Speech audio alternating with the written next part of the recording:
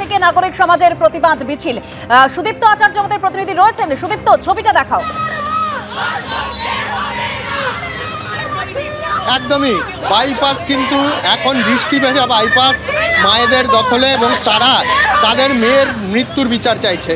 আমরা জানি যে গত মাসের 9 তারিখ আরজিকর হাসপাতালে নিজের কর্মস্থলে যেভাবে নৃশংসভাবে ধর্ষিতা এবং খুন হয়েছিলেন চিকিৎসক, এবং তারপর কিন্তু নাগরিক সমাজ যেভাবে উদ্মিলিত হয়েছিল তারই কিন্তু অঙ্গ হিসাবে আজকে হাইল্যান্ড পার্ক থেকে এই মিছিল শুরু হয়েছে এবং মায়েরা কিন্তু বিচার চাইছেন এবং দেখা যাচ্ছে তারা যেটা লিখেছেন মায়েদের মিছিল, এবং তারা কিন্তু এই মৃত্যুর বিচার চাইছেন এবং সেই কারণেই এই বৃষ্টি ভেজা বাইপাস এখন তাদের দখলে এবং বিভিন্ন বয়সের মায়েরা তারা রয়েছেন এবং তাদের সঙ্গে তাদের সন্তানেরাও কিন্তু পা মিলিয়েছেন এবং তারা স্লোগান দিচ্ছেন যে জাস্টিসের জন্য।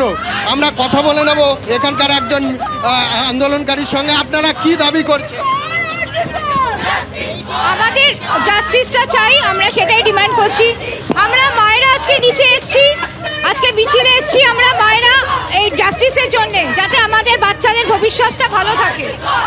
গতকাল কলকাতা পুলিশের একজন ওসিকে গ্রেপ্তার করা হয়েছে এই কেসে, এবং তাছাড়াও আরজিকর হাসপাতালের তৎকালীন প্রিন্সিপাল তাকেও কিন্তু সোন হ্যারেস দেখানো হয়েছে এই কেসে। অ্যাকচুয়ালি দুর্নীতিগ্রস্ত মানুষকে তো ধরা হবেই, তবে এটা ঠিক আমাদের বিচারের উপরে আস্থা আছে, বিচার হবে আশা রাখছি আমরা। বিচার তবে লাইভ স্ট্রিমিং হলে খুবই ভালো। বিচারের প্রতি আস্থা আছে, তবে বিচারের দাবিতে পথে প্রতিবাদে শামিল হয়েছেন মায়েরা। অন্যদিকে ঐশী মুখোপাধ্যায় রয়েছেন গড়িয়া থেকে। ঐশী, একেবারে দেবস্মিতা, এক অভিনব ছবি আমরা এই মুহূর্তে দেখতে পাচ্ছি।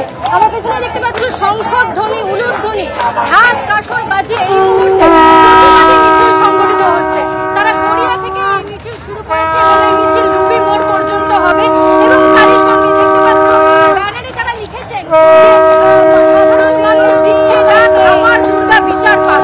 অর্থাৎ সামনেই বাঙালির সব থেকে বড় উৎসব দুর্গোৎসব, এবং সেই উৎসবে মুখ্যমন্ত্রী নামতে বলেছেন। সাধারণ মানুষ আন্দোলনকে এক উৎসবের মোড় দিয়েছে।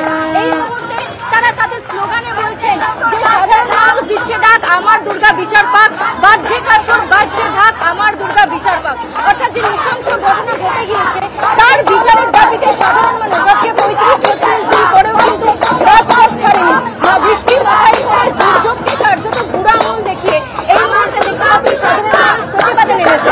পুজোর আগে আমরা দেখি মায়েরা ঝাঁটা হাতে ঘর পরিষ্কার করে, এই মুহূর্তে সমাজ পরিষ্কার করার জন্য তারা ঝাঁটা হাতে প্রতিবাদ জানাচ্ছে, ঝাঁটা হাতে শঙ্খ বাজিয়ে প্রতিবাদ। আমরা চাই এইবার মহালয়াটা হোক আমাদের বিচারের সাথে। আমরা যেখানে মায়েদেরকে পুজো করি সেই জায়গায় দাঁড়িয়ে মায়েদের ওপর এরকম অত্যাচার, মেয়েদের ওপরই ঘৃণ্য অত্যাচার, যেটা কোনোভাবেই আশানুরূপ নয়। এবং এই অত্যাচার শুধু এই